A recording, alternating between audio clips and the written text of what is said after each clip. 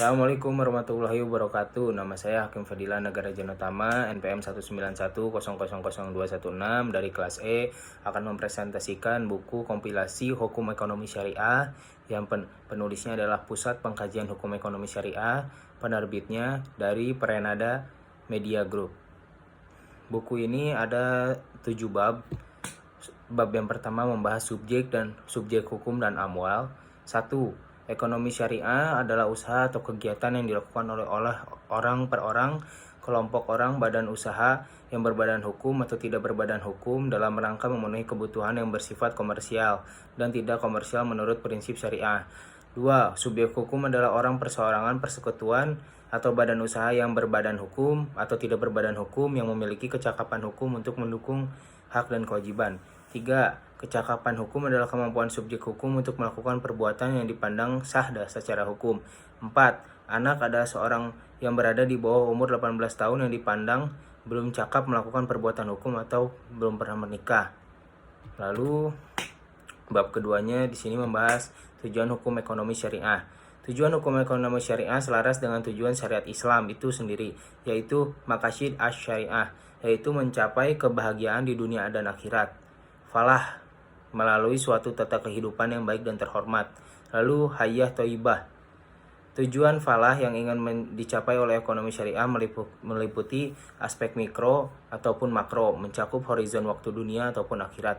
2. Penyucian jiwa agar setiap muslim bisa menjadi sumber kebaikan bagi masyarakat dan lingkungannya. 3. Tegaknya keadilan dalam masyarakat. Keadilan yang dimaksud dalam ini adalah mencakup kehidupan di bidang hukum manusia dan muamalah. 4. Tercapainya maslahah merupakan puncaknya untuk terjadi maslahah. Para ulama menyepakati bahwa maslahah yang menjadi puncak sasaran di atas mencakup 5 jaminan dasar, yaitu 1. Keselamatan agama al-din, 2. Keselamatan jiwa al-nafs, 3. Keselamatan akal al-aql, 4. Keselamatan keluarga dan keturunan al-nasl, dan 5. Keselamatan harta benda.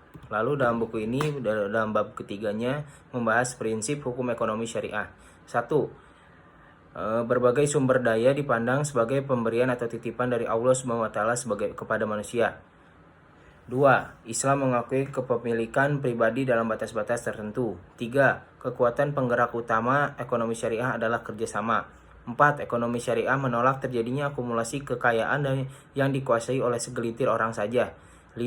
Ekonomi syariah menjamin pemilikan masyarakat dan penggunaannya direncanakan untuk kepentingan banyak orang. 6. Seorang muslim harus takut kepada Allah SWT dan hari penentuan di akhir nanti. 7. Zakat harus dibayarkan atas kekayaan yang telah memenuhi batas dalam kurung nisab. 8. Islam melarang riba dalam segala bentuk. Untuk bab keempat di buku ini membahas manfaat hukum ekonomi syariah.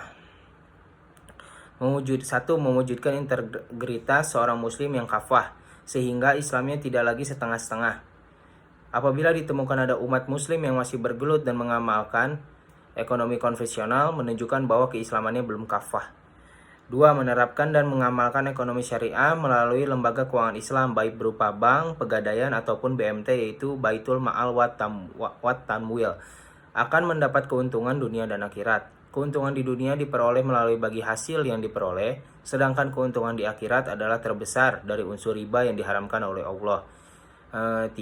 Praktik ekonomi berdasarkan syariat Islam mengandung nilai ibadah, karena telah mengamalkan syariat Allah. 4. Mengamalkan ekonomi syariah melalui lembaga keuangan syariah berarti mendukung kemajuan lembaga ekonomi umat Islam. 5. Mengamalkan ekonomi syariah dengan membuka tabungan, deposito, atau menjadi nasabah asuransi syariah berarti mendukung upaya pemberdayaan ekonomi umat. Sebab dana yang terkumpul akan dihimpun dan disalurkan melalui sektor perdagangan real. Di bab 5 di buku ini membahas tentang akad. 1. Akad adalah kesepakatan dalam suatu perjanjian antara dua pihak atau lebih untuk melakukan dan atau tidak melakukan perbuatan hukum tertentu. 2. Bai adalah jual beli antara benda dengan benda, pertukaran dengan uang. 3. Syirikah adalah kerjasama antara dua orang atau lebih dalam permodalan, keterampilan, dan kepercayaan dalam usaha tertentu. Pembagian keuntungan berdasarkan nisbah yang disepakati oleh pihak-pihak yang berserikat. 4. Mudharabah adalah kerjasama antara pemilik dana atau penanam modal dengan pengelola modal untuk melakukan usaha tertentu dengan pembagian keuntungan berdasarkan nisbah. 5. Muzara'ah adalah kerjasama antara pemilik lahan dengan penggarap untuk memanfaatkan laham. 6. Musakoh adalah kerjasama antara pihak-pihak dalam pemeliharaan tanaman dengan pembagian hasil antara pemilik dengan pemelihara tanaman dengan nisbah yang disepakati oleh pihak-pihak yang terikat. 7. Hiyar adalah hak pilih bagi penjual dan pembeli untuk melakukan atau membatalkan akad jual beli yang dilakukannya. Lalu bab ke-6 ada zakat dan hibah serta yang lainnya. Zakat adalah harta yang wajib disisihkan oleh seorang muslim atau lembaga yang dimiliki oleh muslim untuk diberikan kepada yang berhak menerimanya. 2. Muzaki adalah orang atau lembaga yang dimiliki oleh muslim yang berkewajiban menunaikan zakat. 3. Mustahik adalah orang atau lembaga yang berhak menerima zakat. 4. Hibah adalah penyerahan kepemilikan suatu barang kepada orang lain tanpa imbalan apapun. 5. Penghibah adalah orang yang memberikan barang dengan cara mengibahkannya. 6. Penerima hibah adalah orang yang menerima hibah. 7. Mauhub adalah barang yang dihibahkan. 8. Hadiah atau pemberian adalah barang yang diberikan dan dikirimkan kepada seorang sebagai tanda penghormatan kepadanya. 9. Sodako adalah barang yang diberikan semata-mata untuk mengharapkan pahala.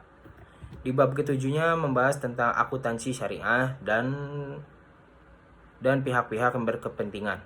Akuntansi syariah harus dilakukan dengan mencatat, mengkelompokkan, menyimpulkan transaksi-transaksi atau kejadian-kejadian yang mempunyai sifat keuangan dalam nilai mata uang dijadikan bahan informasi dan analisis bagi pihak-pihak yang secara profesional dan berkepentingan.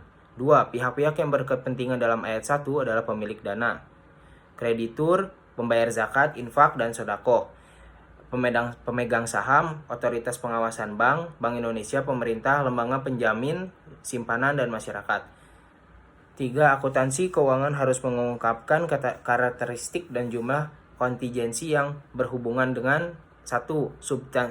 Substitusi pembiayaan langsung, 2. Transaksi tertentu, 3. Garansi yang diterima dan diterbitkan dalam rangka pemberian atau penerimaan pembiayaan dalam dan luar negeri. 4. Akuntansi wajib dilakukan dalam rangka menjelaskan keadaan kas, giro, dan investasi maupun itu surat berharga. 2. Giro sebagaimana dalam ayat 1 mencakup giro pada Bank Indonesia dan giro pada bank lain. 3. Giro pada Bank Indonesia dapat berupa giro wadiah dan atau giro dana atau giro lain. Mungkin sekian dari saya tentang pembahasan buku kompilasi hukum ekonomi syariah yang ditulis oleh Pusat Pengkajian Hukum Ekonomi Syariah dan penerbitnya Pranada Media Group. Sekian dari saya. Wassalamualaikum warahmatullahi wabarakatuh.